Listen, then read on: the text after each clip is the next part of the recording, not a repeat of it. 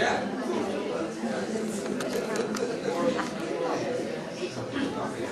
It's actually right. Well, good morning and welcome. Good morning. Slowly getting all my technology together. Welcome to our very last session of the Let Us Be Human sequence. Prophecy, peak oil, and the path for the faithful. Now today is a summary, which is why really there is no crib sheet, with notes. So I'm also going to suffer. I hadn't realised I'm going to suffer because I normally have my notes right in front of me to spark things up. But anyway, what I'm going to do is run through really what we've covered over the last 12 sessions and come up with some specific pointers for a way forward. Now, to begin with the prophecy bit, as I'm sure you all know, because I've said it so often, the prophets throughout the Old Testament and culminating in Christ centre on just a handful of things. The call to a right worship of the living God, that we shouldn't indulge in idolatry, that we shouldn't prostitute ourselves to false gods. And, if like as the other side of that coin, there is the call to justice, to social justice, to love the neighbour. Hence Jesus summing up that we love God with all our hearts, etc., and we love our neighbours as ourselves. This sums up the prophetic teaching throughout Scripture. And I started off with Jeremiah, who was very unhappy to be a prophet because God said to him, "Go and tell the people of Judah that Jerusalem is going to be destroyed and you are going to see such suffering in the streets of Jerusalem." He said, "Oh, please, I don't want to have to say such an unhappy message. They'll all hate me." And they did. They threw him in jail, they threw him in a cistern, they tried to kill him, etc. But he was compelled to give this prophetic warning of the coming judgment when the Babylonian army would sweep into Jerusalem and destroy the temple and massacre the royal family and take off all the leading lights of the community off into exile in Babylon itself. So the prophetic message is this is the right way to live, in touch with the living God, justice between you and your neighbours, and if you turn away from this for long enough, then there is a mighty judgment coming. And I think we are in a situation which is analogous to that which Jeremiah faced. There is a mighty judgment coming on us. Now, I've started off by talking about peak oil. Now, peak oil is that geological phenomenon which describes when the flow of oil from any particular well hits its maximum. So it's the point of maximum flow. Think the analogy I use is of running a bath from your hot water tank. To begin with, you can control the flow of water by turning the tap fully on or fully off or somewhere in between. And you've opened up to fully on and you've got plenty of water coming through. And of course, over time, your hot water tank draws down, and at the end, there is just a trickle. And no matter what you do with the tap, you can't change it from being a trickle. And the same thing happens with an oil well. With an individual oil well, with oil wells across a region, and globally. And the phenomenon called peak oil is talking about when the global flow of oil is at its maximum. And chances are we actually hit that 2 years ago, in May of 2005. It's possible we might tick up just a little bit more from where we are, but the evidence is accumulating and becoming stronger and stronger that May 2005 was when there was most oil available in the world. And oil is a wonderful, miraculous substance as a source of energy, as a source of raw materials. And we have built up our economies upon it. Not simply in terms of the transport system, where it's most obvious, where we have an entire transport system built around the internal combustion engine, and it relies on liquid fuel. Without that liquid fuel, it will collapse. Now, point about peak oil is that when that, so far, for the last 150 years, as the industrial technology and revolution and economy has really picked up lots of steam, if you had enough money, you could get the energy. That will no longer be the case. There will be a limit and a consistently declining amount of energy available. That means that energy, instead of being cheap and abundant, is going to be scarce and expensive. And all the things which we do, which depend upon cheap energy being available, will cease. For example, private transport and use of cars. That's not going to cease overnight, but within 20 years, that sort of time frame. Unless we have a wonderful technological discovery which solves all our problems. But we could have done with discovering that 20 years ago. In terms of the time frame for shifting all our infrastructure away from oil and onto biofuels or whatever technologists want to dream up, it takes a very long time to change things like engines and petrol stations and so forth. And the most exhaustive analysis that's been done of this is relevant to the United States, called the Hirsch Report, commissioned by the American government, says that if you plan for peak oil 20 years beforehand, there's no problem. If you start planning for it 10 years before the peak, then it'll take you 10 years to recover. If you don't do anything until the peak's arrived, it will take you 20 years to recover. That's what we're looking at, a great dislocation. So this, if you like, is the trigger.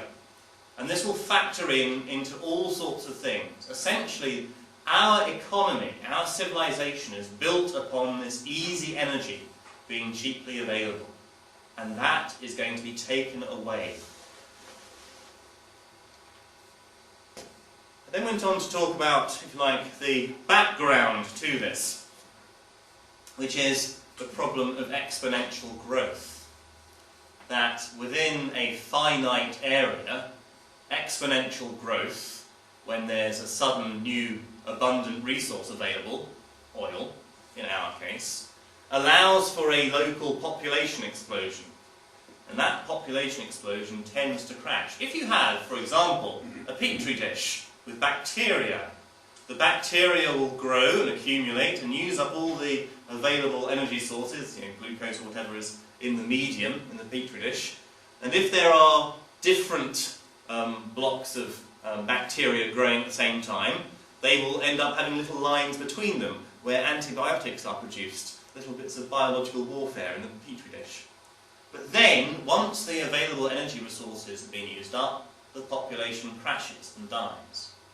Now this is the very dark side of the predicament that we face.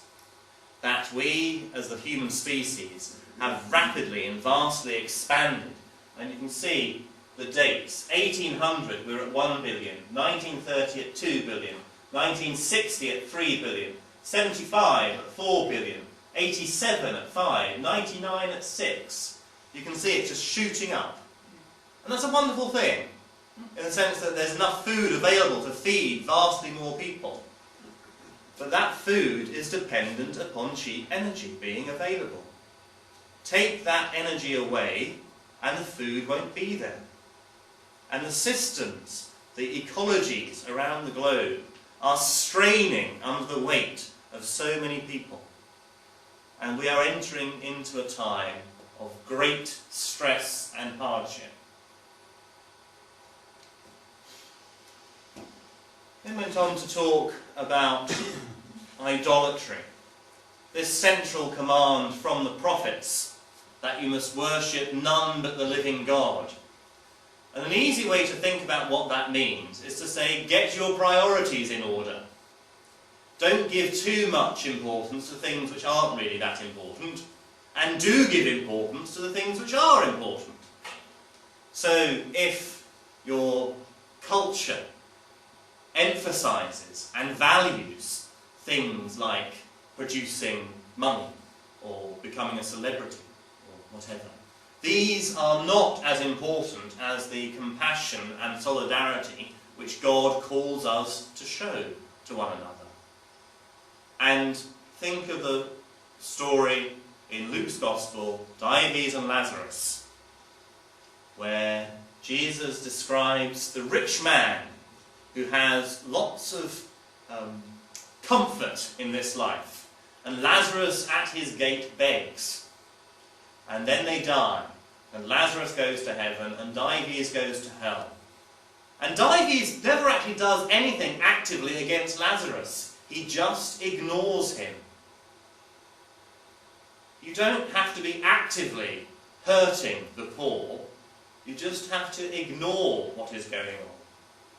You have to ignore the extent of poverty, especially in Africa. And there is something about our Western civilization, especially in northwestern Europe and the United States, North America, which has given science too prominent a place in determining what is of value and what is of meaning. And you can think of science as being the ability to look into the very small and the very big. Think of telescopes and microscopes. They are arrangements of lenses. Imagine that you take one eye out and you put it in front of the other eye. And with these two lenses, one in front of the other, you can look into the very, very small and you can look at the very, very distant. But what you lose is a sense of perspective. You get no sense of proportion. And this is what science has done to our civilization. We can discover all sorts of interesting facts, but we've lost any sense of what is meaningful, of what is ultimately of most importance. And that, I think, is our root idolatry that we need to disentangle our culture from. Then talked about the wrath of God, that there is a pagan understanding of wrath. And I had the image of the King Kong image, when you've got the pretty blonde about to get gobbled up by the monster. And the whole point is you've got to sacrifice in order to appease the monster. And contrasting with that is the ancient Jewish understanding used in the first temple, whereby it is God's initiative to come to us and redeem us from our sins. So our God is not an angry God to be appeased in the way that King Kong, for example, needs to be appeased. But there is this notion throughout the Old Testament and the New of the wrath of God. And what I'm saying is that the wrath of God is when we are allowed to experience the consequences of our own decisions. In other words, it is when grace doesn't apply. Grace is when we are allowed to escape from the consequences of our own decisions. We don't get what we deserve. And the wrath of God is when we do get what we deserve. I think the wrath of God is rather similar to the notion of karma. Now this is an image of New Orleans the day after the Hurricane Katrina passed through. Now, it is tenuous to say that any one individual hurricane is caused by global warming, but an increase in the rate and strength of hurricanes that has been seen can be attributed to there being warmer sea temperatures as a result of global warming. And that's just one example. There are many, many others. But one example of where our actions have certain consequences. I then talked about living in the kingdom.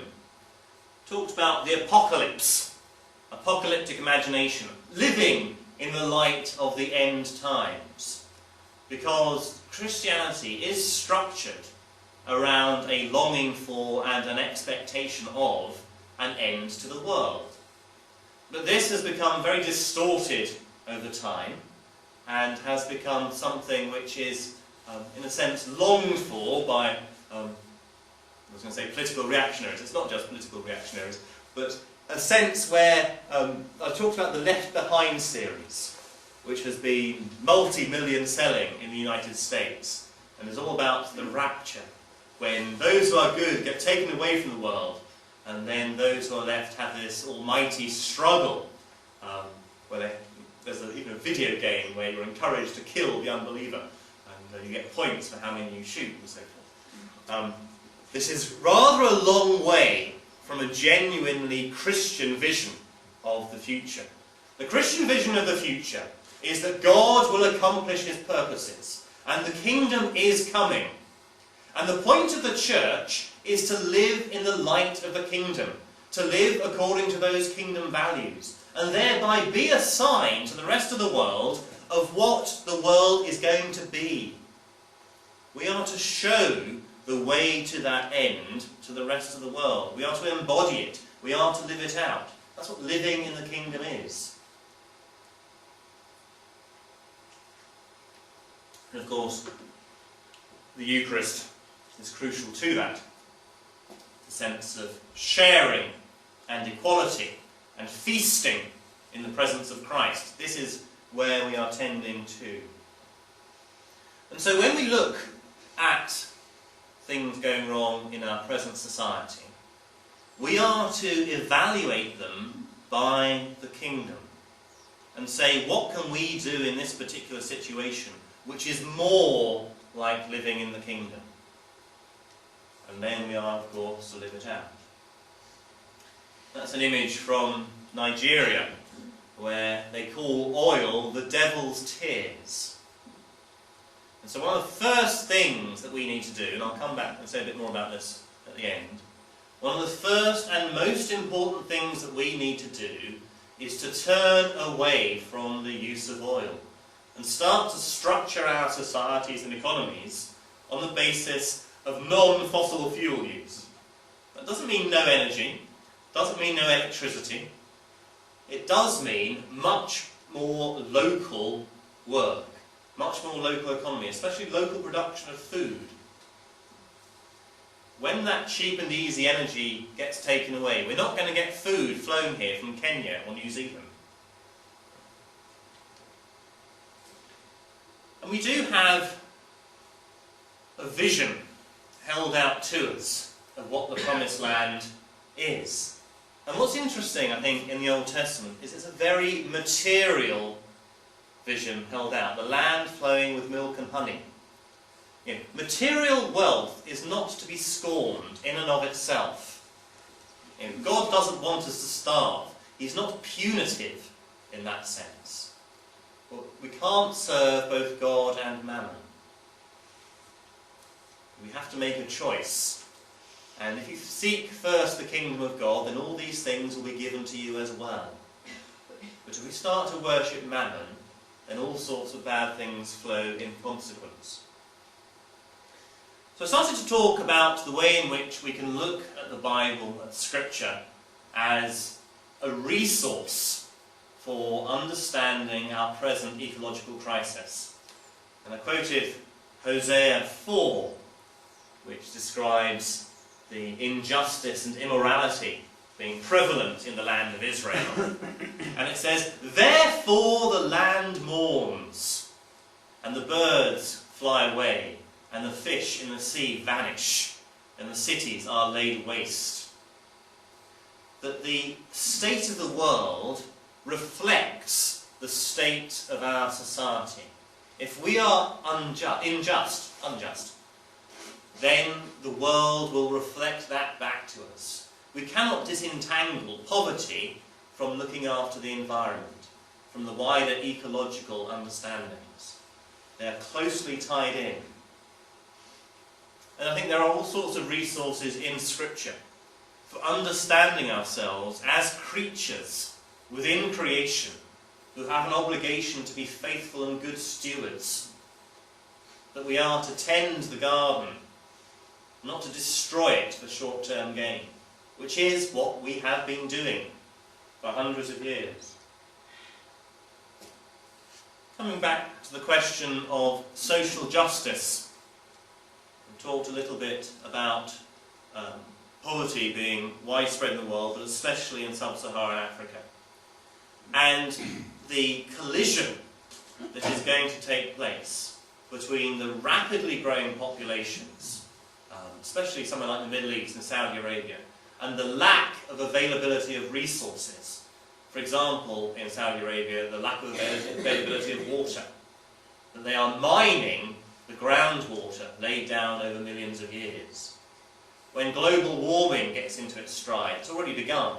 And those cities around the world that are dependent on glacier meltwater for their drinking water, like Lima in Peru, gets its drinking water from glaciers. When those glaciers go, and they are going at a rapid pace, there is going to be tremendous human suffering and tremendous human migration. This is what's coming. And this is the context where we need to share the wealth that we have. I talked about foreign policy, another area of idolatry within a civilization. That's Sayyid Qutb, one of the founding fathers, philosophers of militant Islamism, against whom we are engaged in the West in this long war. And you can't defeat a philosophy with bombs. It needs hearts and minds. And that means we must look to our own spiritual resources in order to meet the challenge. Because the challenge that Qutb makes to Western society is not a trivial one. It's not a foolish or superficial one. It has profound accuracy in it. And it's also evil. It's also profoundly wrong in many ways. But his criticism is not stupid. And it can't be overcome by force of arms. If anything, the opposite. To rely solely on force of arms plays into the narrative which he tells, whereby the Western world is full of barbarians who have no sense of human value, which is much of what I've just been saying. These are one of the ways in which the crisis which our society has begun going into are going to manifest themselves. So in this context, what are we to do? I think we are, first and foremost, to be faithful. Faithful is the one who calls. I think that's from Hebrews. Not to give up hope, not to give in to despair, but to keep the faith with the one who's gone before us, and who shows us what it means to be human and how to live. We are to walk in the path he trod. Unfortunately, as that Hosea passage goes on to say, God declares, after describing the immorality and the judgment being enacted upon the land, "With you is my contention, O priest." The root of all the problems which the community faces lies in the apostasy of the clergy. It's because, and I can tell you a long 800 or 900 year old story about how this happens, whereby those who are in charge of the church lose sight of the faith. They lose sight of the gospel. They turn away from the truth. And theology becomes this academic subject with no practical relevance to how people live their life. And slowly, the fish rots from the head down. Slowly, Christians get into the process of slaughtering each other.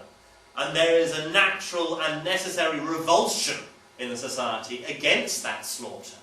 And you get the Enlightenment reacting against the church, saying these people are evil, they will force you to do horrible things. And those charges are not unjust. But there have been some faithful witnesses, faithful witnessing communities over the time. But broadly speaking, Western Christianity has been profoundly compromised. And we can see that even now, when the Anglican Communion gets so caught up in its own internal business, when there is so much widespread suffering. It brings to mind when Christ criticises the Pharisees, who are so concerned with tithing their dill and cumin and reject the much weightier matters of the law and justice. So we are called to be faithful.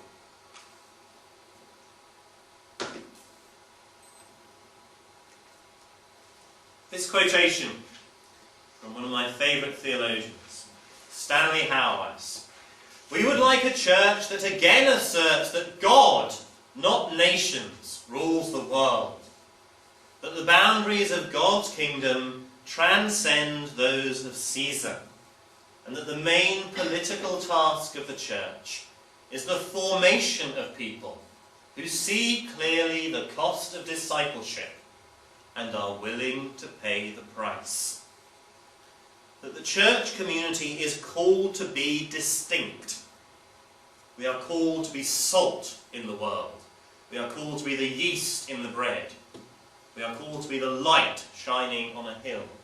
And when we simply become absorbed into the world and indistinguishable from the world, then we are fit only to be trodden underfoot and discarded.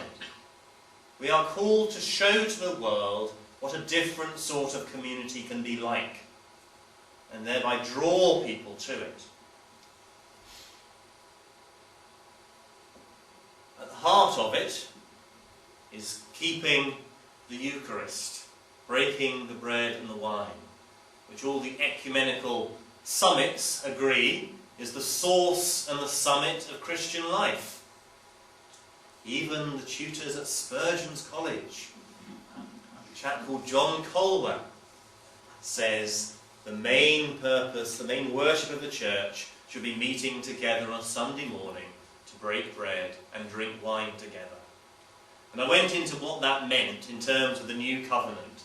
That this is how we are put right with God and put right with the world. And this is where we are taught and shaped as Christians. This is the heartbeat of the faith. It's not the entryway into the faith, which is baptism, which has its own crucial importance. But it is for those who have come in, this is where the abundance of life flows. We should maintain discipline. It's not a free-for-all. I talked about Alistair MacIntyre and his image of those who are taught how to lay bricks.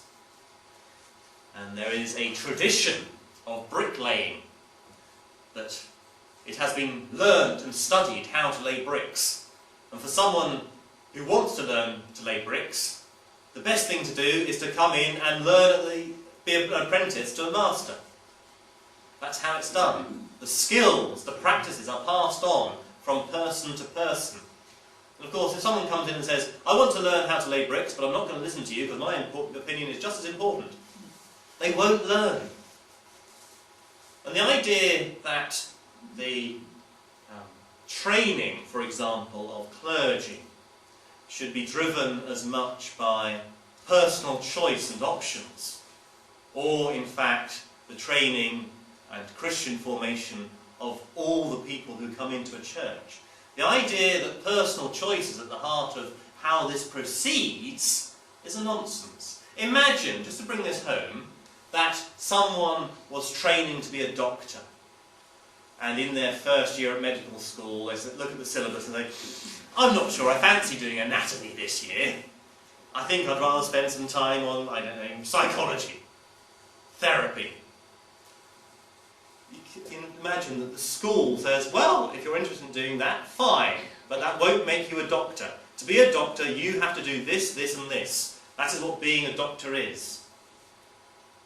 And the way in which that sense of understanding what it is to be a Christian has been lost is just one index, it's one sign of how far we've fallen away from what the faith means. There are certain things which are essential to actually living out the Christian life. The disciplines, which I'll come on to.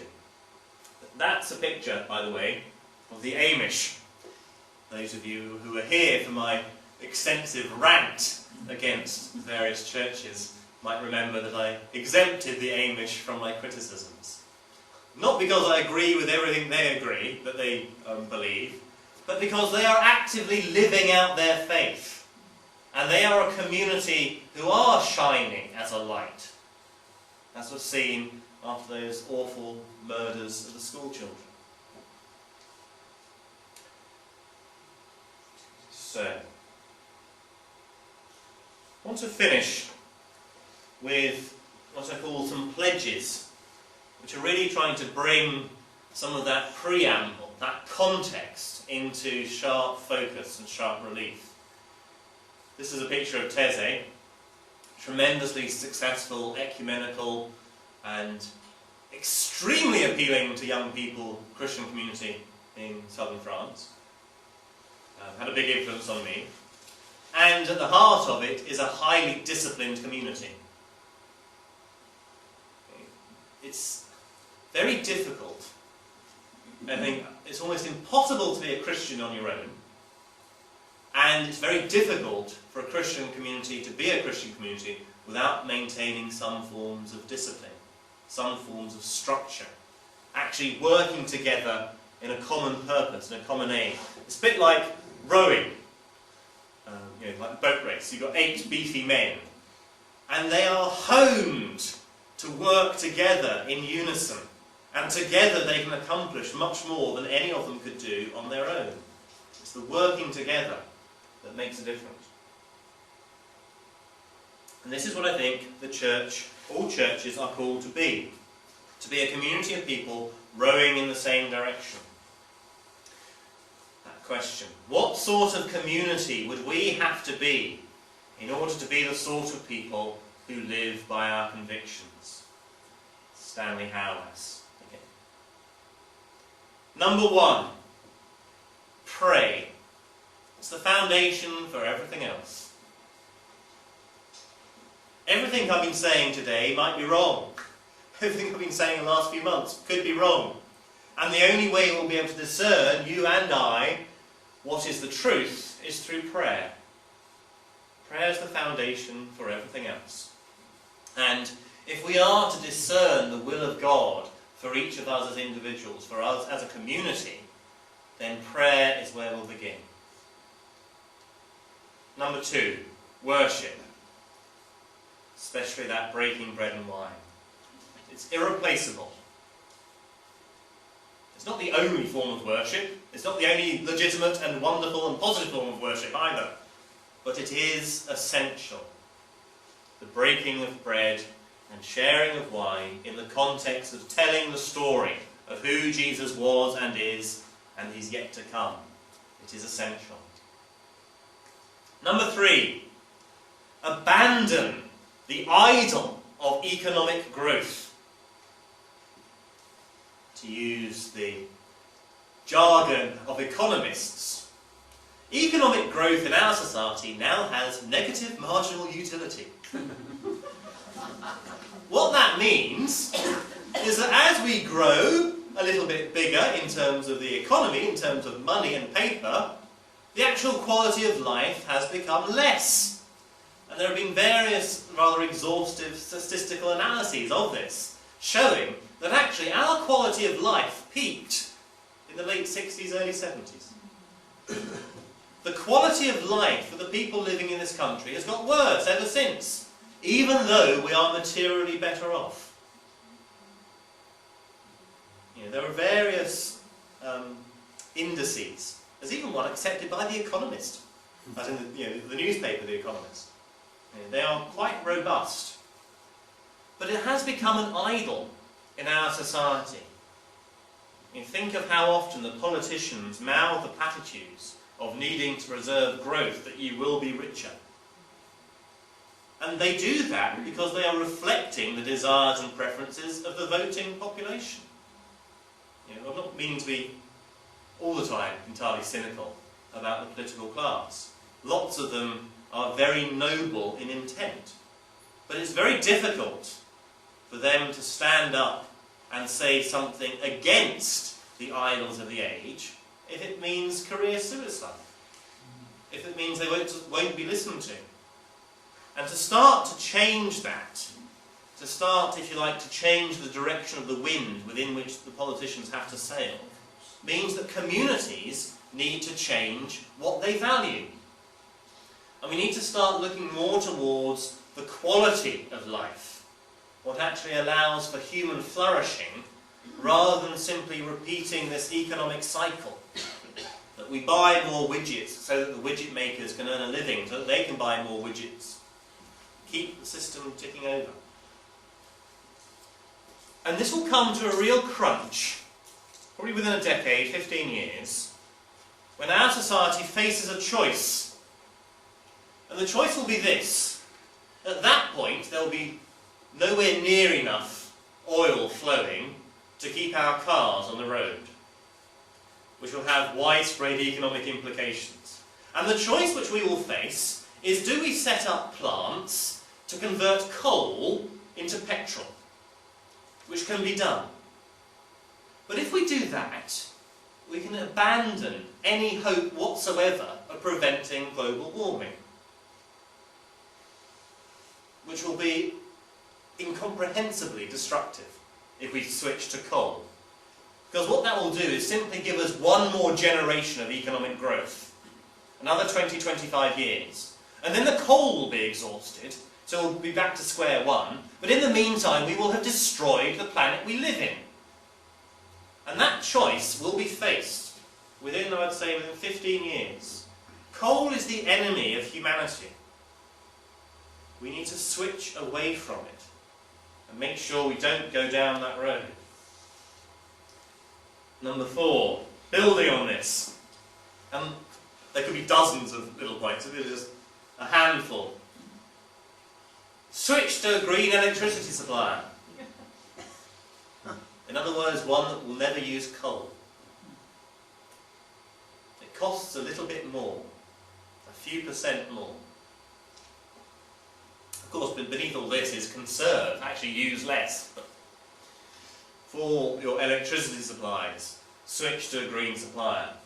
Repudiate the aeroplane, so far as is humanly possible. And for those who've got relatives in New Zealand or whatever, it's not straightforward to simply say, oh, we're not going to use the aeroplane anymore, because actually there are other priorities in life, preserving links between families being one of the most important. But simply jetting off to southern Spain for a fortnight in the sun, when this has a wholly disproportionate impact on global warming. Because it's not just about the oil that is used in flying the plane, it's to do with the impact that flying the plane at that level in the atmosphere has, and the actual disruption it causes there. Never set foot in a major supermarket. The shops themselves are astonishingly wasteful of energy. And if it's essential for you to get that something from Tesco, and they're not going to have it in the shop up the road, which I believe is opening in July, they do home deliveries. And home deliveries are a good thing. So it's not so much stop using Tesco's, although I could argue for that. It's as much about not actually using the physical buildings themselves, because they are so astonishingly wasteful of energy. Yeah. So that you've got chilled fish on open display, while it's also warm enough for you to walk around in a shirt. Yeah. To keep that going, that system going, requires a very complicated heating and chilling system, which uses an awful lot of energy. If the Tesco buildings and supermarkets, for example, were turned into warehouses, so that the food still available was distributed, that would be a huge step forward in reducing our carbon emissions in this country. But of course, it threatens the idol of choice, because we want to walk around a supermarket and say, ooh, I fancy this, I fancy that. A more disciplined approach might be needed. Stop using the car. Or if you're using the car, share it. There's a wonderful, I'm hoping that we can start setting this up within the churches here for sharing car journeys. If someone's going to Colchester, we can get a little database running, so, oh, I can hitch a lift, share the petrol costs. We're going to have to do it anyway. But this is a very easy and straightforward way of actually the church being this pioneer community, showing where we've got to move to. Of course, learn to grow your own vegetables. I actually managed to grow a potato. Success! I've broken the ice. Stunning. So I'm just beginning. And I know there are many, many people here with great expertise in growing vegetables. But frankly, we are going to need to have much more local sources of food. because the agricultural system itself is so dependent on fossil fuels at every stage of the process that it's one of the sectors which is going to be hit most hard by peak oil as it kicks in. Number 5, share. Share, to begin with, simply within our own community. How about we set up, again, I'm very hopeful and optimistic that the computer systems and the internet will survive all this. Because they can be incredibly useful. If, for example, there were people who had this a wonderful, nice new fly mower, which they use once a week to mow their lawn, why can't that be shared amongst half a dozen families? So, it takes, 2 hours, depending on how big your lawn is, to mow your lawn. And that bit of equipment can be shared and used amongst the community, reducing the amount of expenditure that needs to be done, and actually bringing the community together. Another example, we could set up a little, our own DVD library. And again, it can be done purely on the computer. No one has to shift things around, just so that you look along who's got what sort of film in the church community. You say, oh, I want to watch that. And so you actually have some human contact with someone in your church community and say, do you mind if I borrow your DVD of this film? And simple things, but it starts, all these things can start to accumulate. And the savings that are then generated can be distributed and given to various good causes. Last one. Choose the human option. This is a band called Show of Hands. Peter took me to go and see the other day. But what I was going for this picture, although they probably do have a bit of electronic reproduction, you don't have to have electronic reproduction to have good entertainment. If you're going to watch a film, like we were doing in here before, gather lots of people together to watch the film together. Make it a much more human and interactive and social process. Or get people together to sing songs together. Human entertainment rather than electronically reproduced entertainment, is what I mean by that. Because, however much gloom I might sometimes come out with, I do believe that on the other side of the crisis, life will be incredibly good and positive. It will be much closer to the promised land, because our idolatries will have been forcibly removed from our ways of life. But it will only be great and wonderful for those who get there. And frankly, I think a large number of people won't, because of the consequences of our past decisions as a society. But there is a promised land. There will be a community, a human community, an advanced technological human community on the other side of these crises. But in order to, if you like, think of the crisis as a great mountain, in order to get over the mountain, we need to discard some of our heavy baggage, and we need to lash ourselves together with rope, and we need to work at it together in a disciplined way, in order to get over the hump, to get past the mountain, to get to the other side. And these, I think, are just really indications of the ways in which we need to move, to leave behind some of the things which destroy human life. They destroy our own lives, they spiritually impoverish us, they destroy the physical lives of people in the planet. We need to leave these things behind in order to embrace a more fully human way of life. It will be difficult to get there. We will also have to go through the desert. But on the other side of the desert, use a different image, there is the promised land. Thank you for listening.